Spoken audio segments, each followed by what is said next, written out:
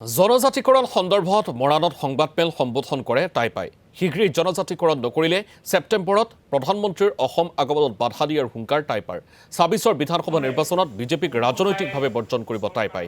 জনজাতিকৰণক লৈ বিজেপি চৰকাৰে মিথ্যাচাৰৰ আশ্ৰয় লোৱাৰ অভিযোগ সংগঠনটোৰ।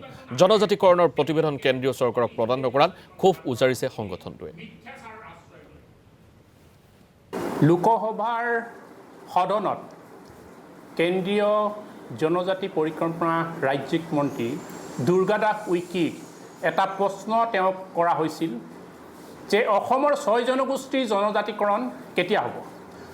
আৰু এই প্ৰশ্নটো তেওঁ উত্তৰ দিছিল যে অসমত দুখনকৈ মন্ত্ৰীগোট গঠন কৰা হ'ল, কিন্তু আজি কপিত এই মন্ত্ৰীগোটে কেন্দ্ৰীয় চৰকাৰলৈ কোনো ধৰণৰ প্ৰতিবেদন পঠোৱা নাই। গতিকে এই বিষয়টো বা এই কথাটোৰ যি উত্তৰ তেওঁ দিছে, এই কথাৰ উত্তৰে বহু কথাই চৰকাৰৰ প্ৰতাৰণাৰ বিষয়ে কৈ গৈছে।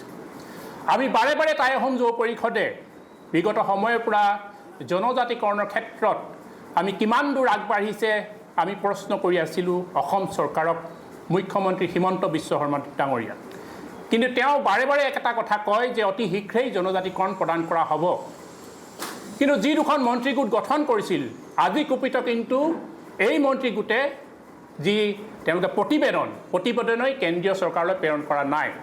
যেতিয়াই নিৰ্বাচন আহে, লোকসভাই হওক বিধানসভাই হওক, যেতিয়াই নিৰ্বাচন আহে তেতিয়াই তেওঁলোকে অতি শীঘ্ৰেই জনজাতিকৰণ প্ৰদান কৰা হ'ব বুলি মিথ্যাচাৰৰ আশ্ৰয় লয়। লোকসভাৰ সদনত কেন্দ্ৰীয় জনজাতি পৰিকল্পনা ৰাজ্যিক মন্ত্ৰী দুৰ্গাদাস উইকিক এটা প্ৰশ্ন তেওঁক কৰা হৈছিল যে অসমৰ ৬ জনগোষ্ঠীৰ জনজাতিকৰণ কেতিয়া হ'ব। আৰু এই প্ৰশ্নটো তেওঁ উত্তৰ দিছিল যে অসমত দুখনকৈ মন্ত্ৰীগোট গঠন কৰা হ'ল, কিন্তু আজি কপিত এই মন্ত্ৰীগোটে কেন্দ্ৰীয় চৰকাৰলৈ কোনো ধৰণৰ প্ৰতিবেদন পঠোৱা নাই। গতিকে এই বিষয়টো বা এই কথাটোৰ যি উত্তৰ তেওঁ দিছে, এই কথাৰ উত্তৰে বহু কথাই চৰকাৰৰ প্ৰতাৰণাৰ বিষয়ে কৈ গৈছে।